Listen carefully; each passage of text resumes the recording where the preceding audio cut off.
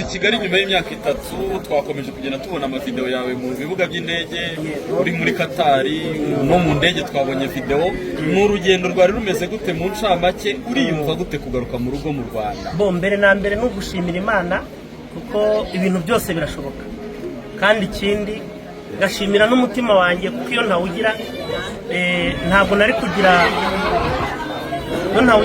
kugira igitekerezo cyo kwitabaza abantu ngo bamfashe kwishyura ibyari byatumye ngenda kandi narabikoze n'ibitarakunda bizakunda kubera abantu n'Imana. Byari ibyishimo bitangaje, wari umunezero ku kibuga cy'indege i Kanombe ubwo Kalisa Ernest wamenyekanye ku izina rya Samusure muri sinema nyarwanda yageraga mu Rwanda nyuma y'imyaka irenga 3 atari mu Rwanda.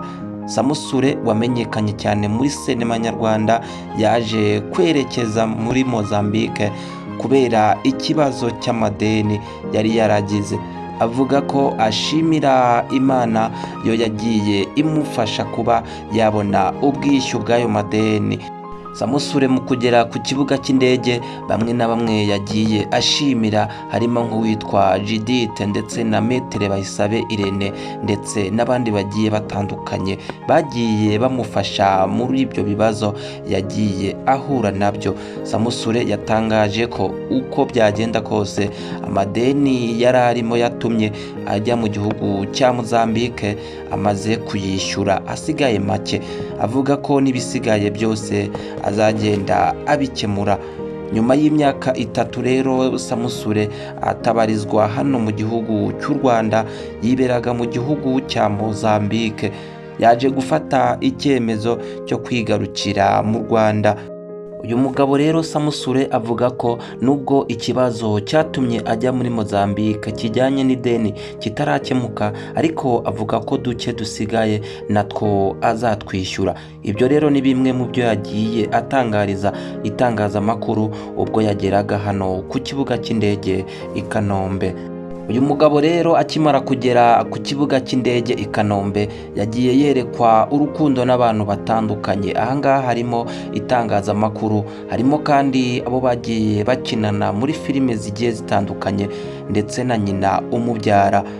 Mu byishimo byishiro yagiye agaragariza itangazamakuru, Samusure yatangaje ko yongeye kwishimira kugera mu gihugu cy'u Rwanda nk'igihugu cyamubyaye. Yagiye kandi ashimira bamwe mu baje kumwakira hano ku kibuga cy'indege. Ahangaha twavuga nk'uwitwa Habyarimana Charire, umwe mu bagiye bubaka izina rye mu rugendo rwe rwa sinema. Samusure kandi yashimiye Bruce Melody, umwe mu bagiye bamufasha mu rugendo rwe kuva Mozambique kugera i Kigali. Samusure abazwa n'itangazamakuru kubikurikiraho nyuma yo kuva Mozambique, yatangarije itangazamakuru ko urugendo rwa sinema nyarwanda rukomeje. Ahangaha yagiye avuga ko afite imishinga itandukanye agiye kugeza ku bafana be. Uyu mugabo Samusure rero yagiye amenyekana muri filime nyarwanda zigiye zitandukanye, ariko izo twakwibutsa ni zimwe muri filime zagiye zikundwa na benshi. Ahangaha twakubwira nk'iyitwa Haranira Kubaho, Zirara Zishya ndetse na Ntawumenya Aho Bwirageze n'izindi. Ngayo nguko rero ahangaha tuzatukugezaho update zije ako kanya, niyo mpamvu nawe ugomba kubana natwe kandi kurinde.